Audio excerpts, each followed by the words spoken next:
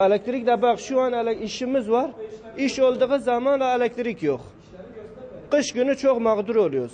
Birkaç parça işimiz oldu mu o da elektrik kesintisinden, elektrik pahalılığından gerçekten mağdur durumdayız.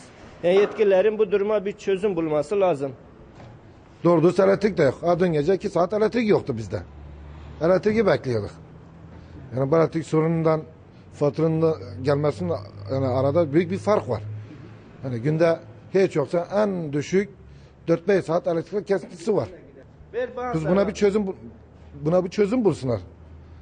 Bunun yani şey neyse onu yapsınlar. Her gün elektrik kessinler. Her gün elektrik. Bak şimdi şu anda iş yerinde bile elektrik yok. Elektrik bekliyoruz. Şu anda sabahtan beri elektrik yok.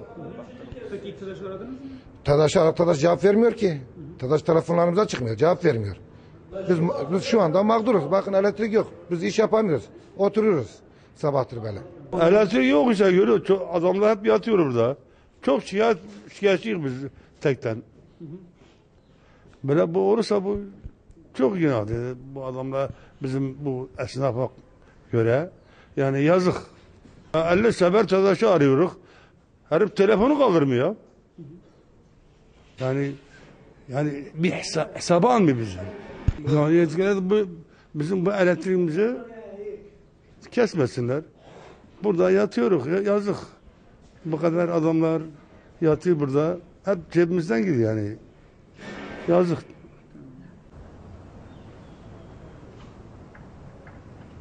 Hurdacıyız abi. Presle işimiz var, çalışıyoruz. Şu anda iş yapmıyoruz. Elemana para veriyoruz haftalık. Kira veriyoruz. Ama mağduruz. Ya elektriğimiz tamam gece eve gidiyoruz. Mesela klimamızı çalıştıramıyoruz. Yani soğuk, çocuklar üşüyor. Gece kapı sobayı yakamazsın. Poyraz var. Poyraz ters testi mi çocuklar zehirlenir. Şu anda elektrikler 15-20 gündür. Gece 2'de kapanıyor, sabah 5'e kadar. 3 saat bir kesinti. Havalar da soğuk. Ya şimdi sabahtan beri 4 sefer gitti. 4 sefer gitti buradan sabahtan beri. Ha oto yıkama, ne oto yıkama ya? Aciz evde, perişan olduk ya. 1 saat gel, 2 saat gidiyor. Öyle olmaz ki. Olmaz abim, olmaz. Vallahi her kış olduğu gibi bu kışta yine havaların soğumasından dolayı yine elektrik kesintileri çok olmaya başladı. Özellikle hem gerek sanayide gerekse mahallelerde, semtlerde bile elektrikler kesiliyor. Tabii bu da işlerimizin kırılmasına, bir de müşterilerimize mahcup biz oluyoruz. İşleri zamanında yetiştirmediğimiz için bir mahcubiyet durumu da oluyor. Sıkıntımız bundan ibaret. Vallahi yetkililerin bu iş üzerinde durmalarını artık yani biraz bu işi ciddiye almalarını istiyoruz. Bu elektrik kesintilerine bir çözüm bulmalarını istiyoruz. Tabii mağdur oluyor. İster insan işe aksıyor yani. Yani burada hiç olmasa, elektrik olmasa yani herkesin işe aksıyor yani.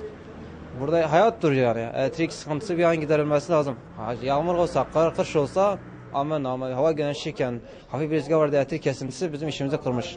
Evet aradım, şimdi aradım. Ne dediler? Bir 20 dakika içinde gelecekti de kapat.